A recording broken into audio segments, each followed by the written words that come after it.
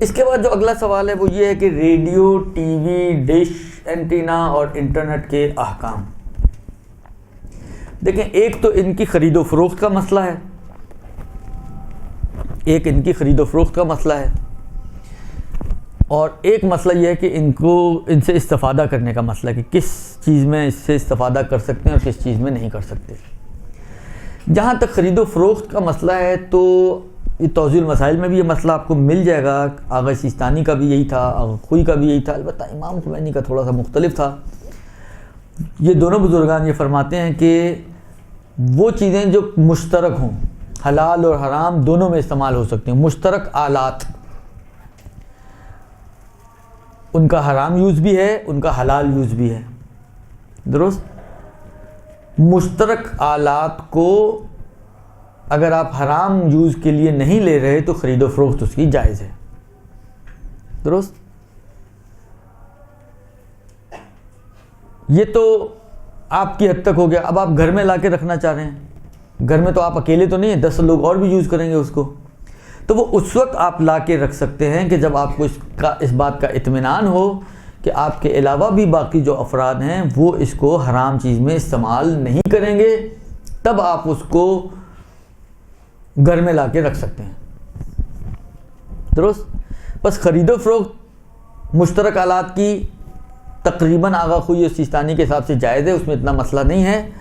منتہا استفادے کے اعتبار سے وہ پابند کرتے ہیں کہ آغا سیستانی خاص طور پہ ان کے کلام میں یہ جملہ ہے کہ آپ کو یہ اطمینان ہونا چاہیے کہ آپ کے علاوہ دوسرے لوگ بھی اس کو حرام میں استعمال نہیں کریں گے. اس پہ گانے نہیں سنیں گے، مثلا اس پہ بیہودہ چیزیں نہیں دیکھیں گے، مثلا ٹی وی پہ، یا آپ نیٹ کا کنیکشن لے رہے ہیں تو آپ کو یہ اطمینان ہونا چاہیے کہ مثلا آپ کے دوسرے گھر والے اس نیٹ کو حرام چیزوں میں استعمال نہیں کریں گے. یا آپ نے ڈش لگائی ہوئی ہے، خیر ڈش تو انسان لگاتا ہی عام طور پر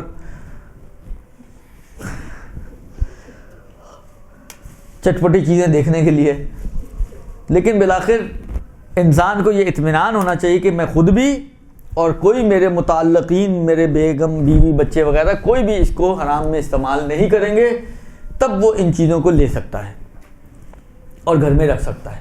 درست؟ اسی سے آپ کو اندازہ ہو گیا کہ استفادے کے اعتبار سے بھی بالآخر جو حلال استفادے ہیں وہ کر سکتے ہیں. آپ خبریں سن سکتے ہیں، آپ سپورٹس دیکھ سکتے ہیں، آپ اور 10 چیزیں ہیں جو ممکن ہے حلال ہوں، آپ ان کو اس ٹی وی کے ذریعے، اس ڈش کے ذریعے، یا اس کیا کہتے ہیں انٹرنیٹ وغیرہ کے ذریعے آپ اس کو حلال چیزوں میں استعمال کر سکتے ہیں. حرام چیزوں میں استعمال گانا سننا ہے، یا مثلا میں نے کہا نا بیہودہ چیزیں دیکھنا وغیرہ ہیں، یا اس ٹائپ کی چیزیں، یا آپ کوئی کام ایسا کر رہے ہیں نیٹ پر بیٹھ کر کہ جس کے اندر فاحش چیزوں یعنی بیہودہ چیزوں کو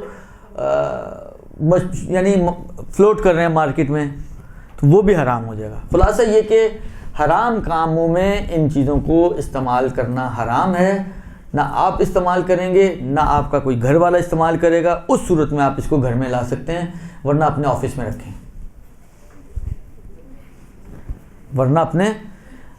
رکھیں، تو آفس میں کم سے کم آپ اپنی ذات تک پابند ہیں کہ آپ کو جو ہے اس کو.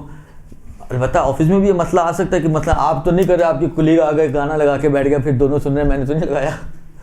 تو یہ بھی نہیں ہونا چاہیے. جس جگہ پہ بھی خلاصہ لے کر جائیں تو جو دوسرے افراد وہاں پر موجود ہیں وہ اور آپ کوئی بھی اس سے حرام استفادہ نہ کرے، تو اس صورت میں ان کی خرید و فروخت بھی جائز ہے، اور ان کو لا کے رکھنا بھی جائز ہے، اور دوسروں کو استعمال کے لیے دینا بھی جائز ہے. برحمتک یا ارحم الراحمین وصلی اللہ علی محمد وآلہ الطاہرین.